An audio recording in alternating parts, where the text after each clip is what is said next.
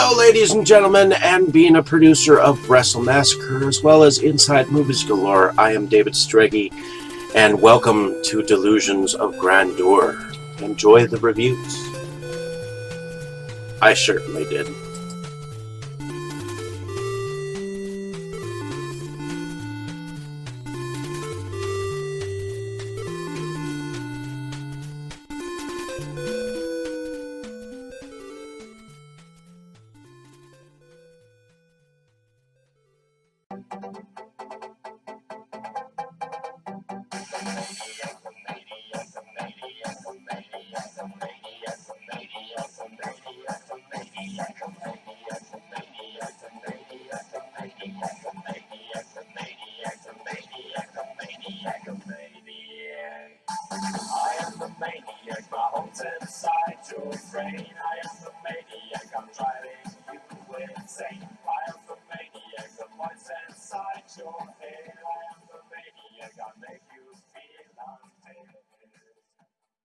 Okay, Dave, that's it. Screw you and your college flunkies.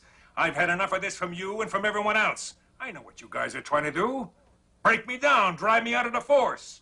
Well, it's going to take a hell of a lot more than a lame prank like this to get Curtis Mooney to throw in his badge, so fuck you. Over. Did you miss me?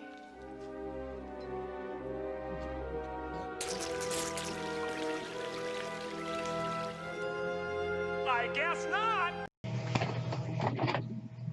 Hello, ladies and gentlemen, and welcome back to Delusions of Grandeur. I'm your host, David Streggy, and here I have another review for you, this time of the sequel to Neil Johnson's Starship Rising, Starship Apocalypse, which is a more relaxed film, and you could almost disregard the first film because there is enough flashbacks of what happened in the first film that you could relatively just watch this production. And the film stars Derek Jacobs as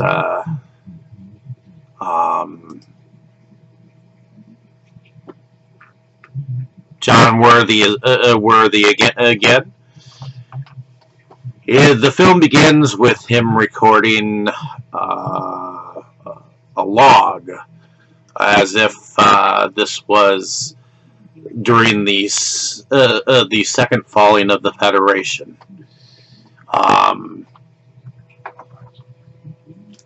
Drayton, the ship that he had overtaken, Starship 1, the engineer who also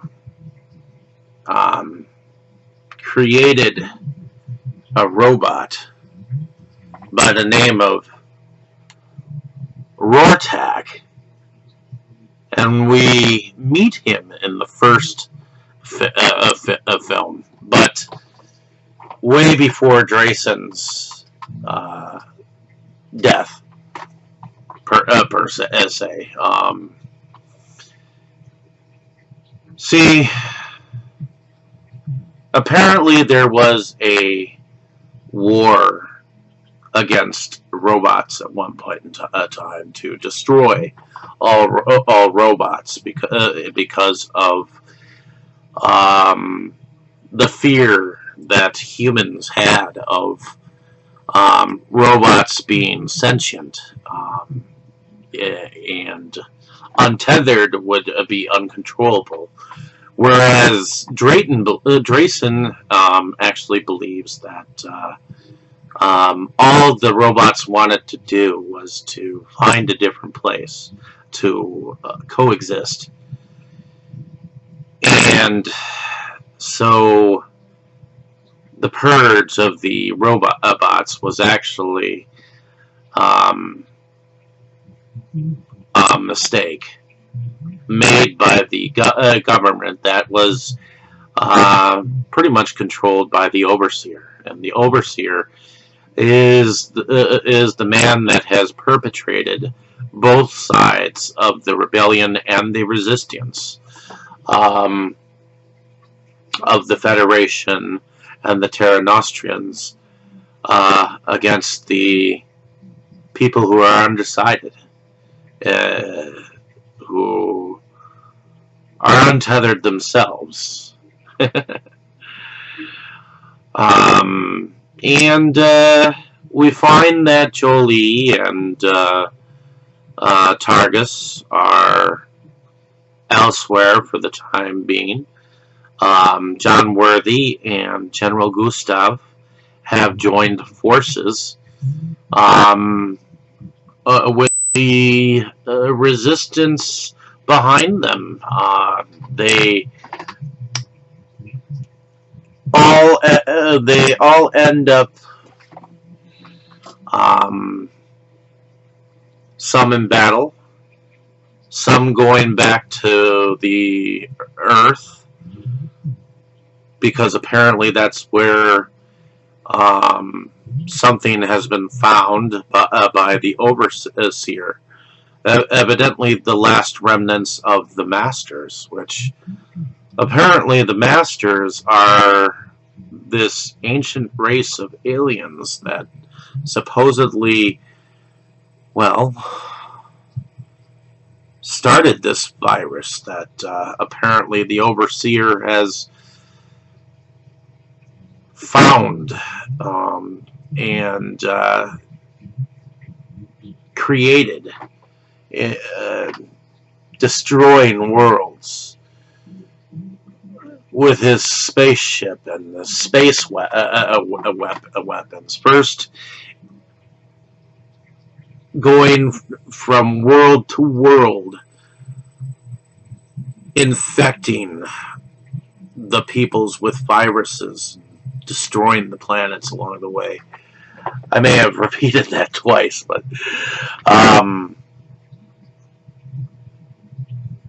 and also kind of reckoning with the sun that we first see glimpses of by the name of Cephas, played by Breck Gallini. He starts to evidently help the other side, and he finds out that his father is in fact the overseer. That was evidently the product of a rape by his mother, who is evidently the stepsister or half sister of the overseer.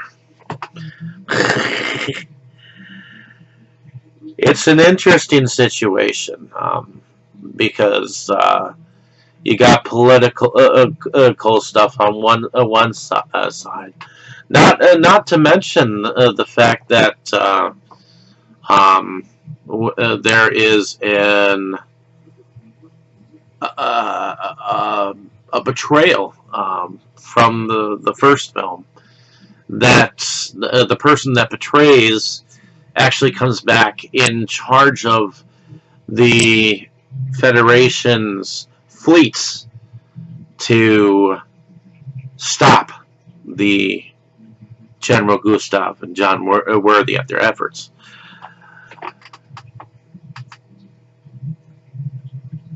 I also like the fact that some of the characters are actually able to be built a little bit more in depth.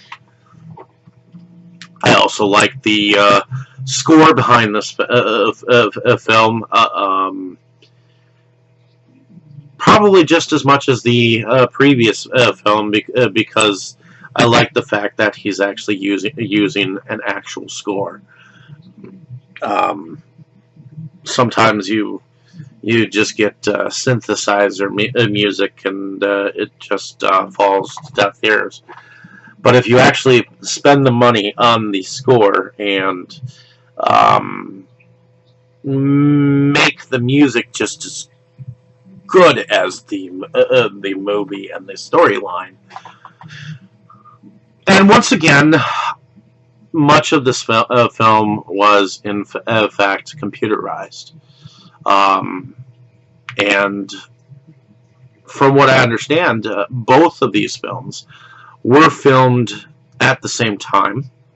So oftentimes they were going back and forth, filming different scenes from film to film. And I don't know what it was, but the first film was so staccato. It seemed like everything was being crammed in. There might have been a deadline, so I think that might have played a factor into it. But this film seemed to go much more smoothly. The storyline, where they went with it. I liked the look of the master that they found on planet Earth.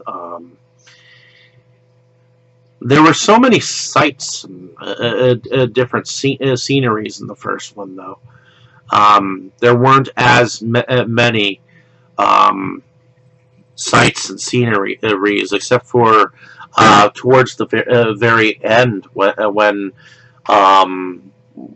you think that Jolie is actually dead. Well, and she is. But Rorschach ends up being kind of a guide in the end, even though he incites somewhat of an anger. He reminds me of Data a lot of times. And Rorschach was played by Joshua Paul Miller. And he played him to a T, a sentient being that obviously was much more intelligent, but doesn't really have much humanity involved in him. But he is an untethered robot, someone who is not connected to any kind of a system and runs on his own capabilities. So that was a unique character. But my favorite character is in here is in fact Torgus, played by E.J. De La Pena. He had many different faces, and he was weapons master as well as pilot on many of these excursions during the mutiny, to the part where he started to show you some really cool weaponry, and ultimately his killing of the one and only last surviving master, which was kind of enjoyable. But he is a relatively large person, so I'm very much appreciative of directors that that don't just use skinny mini people, who will look outside the box and choose someone who is relatively large for a role. And I liked that the actors and actresses were diverse in Neil Jordan's films so far. He has not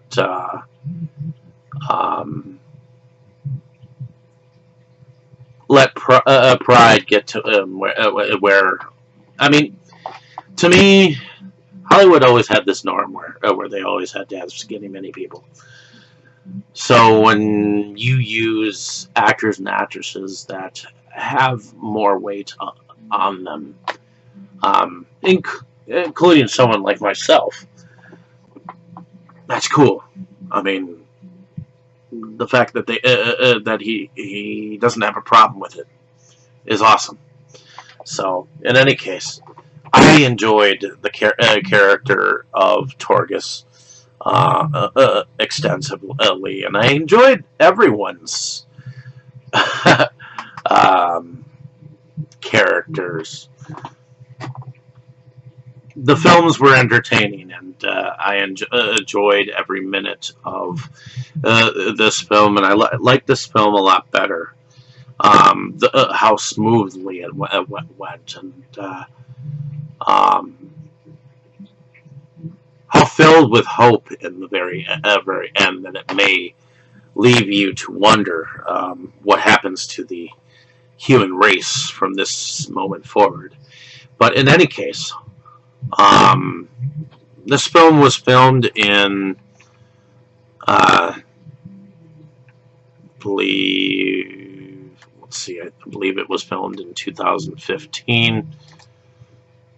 Yeah, 2014 as well. So, um, hopefully you enjoyed my description of this film. Like and subscribe to my page if you have not. Definitely check the film out if you have not. I thought that this film went way better than its predecessor, but I do.